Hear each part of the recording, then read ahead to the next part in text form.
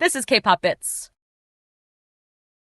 MLD Entertainment, once marketed as the home to the brightest stars of the next generation, the company that brought us Momoland's viral hit, Boom Boom, that launched groups like TFN, Lapillus, and HORI7ON, and proudly called itself the next wave of K-pop innovation. But behind the glossy marketing and grand promises lies the crumbling empire of MLD Entertainment, now at the center of one of the industry's most shocking downfalls.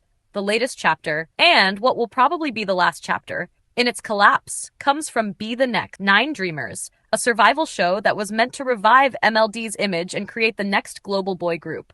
What began as a bold international collaboration between MLD and Philippine network TV5 ended in disaster. The debut never happened, the winners were left in limbo, and the project's legacy was buried under controversy.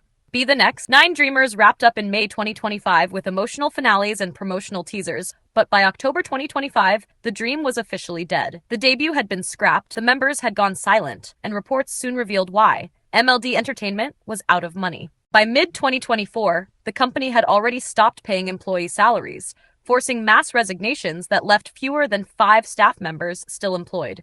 Even the production team and celebrity mentors of 9 Dreamers, including EXO's Chen, 2NE1's Dara, AB6's Woojin, and Momoland's Yebin, reportedly never received full payment for their work. Some staff said they hadn't been paid at all, despite months of effort. Winners like Zor hinted they never even signed contracts with MLD, suggesting the company had abandoned the project long before the finale aired. The collapse didn't happen overnight.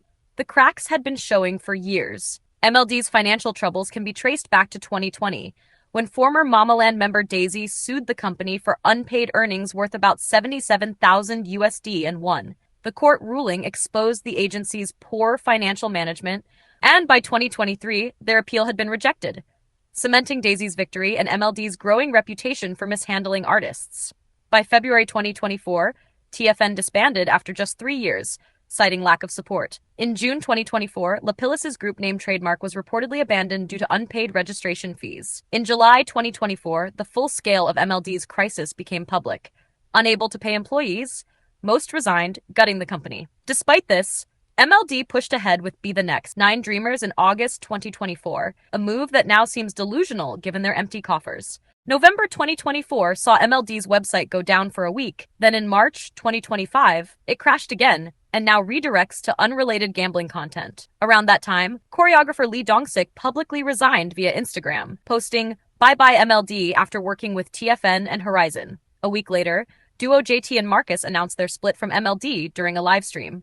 In May 2025, dance crew Coca and Butter left via an Instagram story announcement. That fancy new MLD building from early 2023? It's now a furniture store after renovations. Lapillus members Yu and So-won posted cryptic messages about the group's uncertain future, and MLD ignored their 3rd anniversary entirely.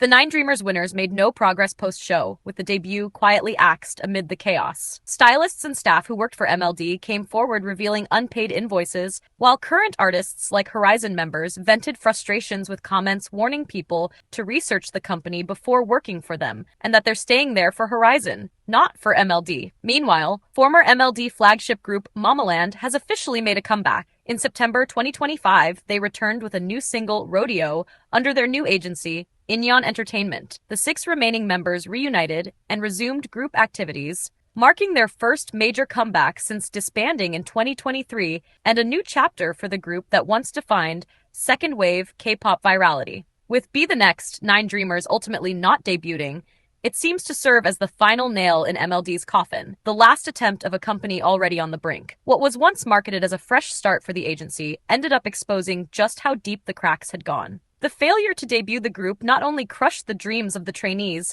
but also signaled the complete collapse of MLD's operations. Given the wasted potentials of idols still tied to MLD, Lapillus, HORI7ON, what do you think is next for them? Should they try to debut under another company, go freelance, or ride this out and hope MLD somehow recovers? Let's discuss in the comments.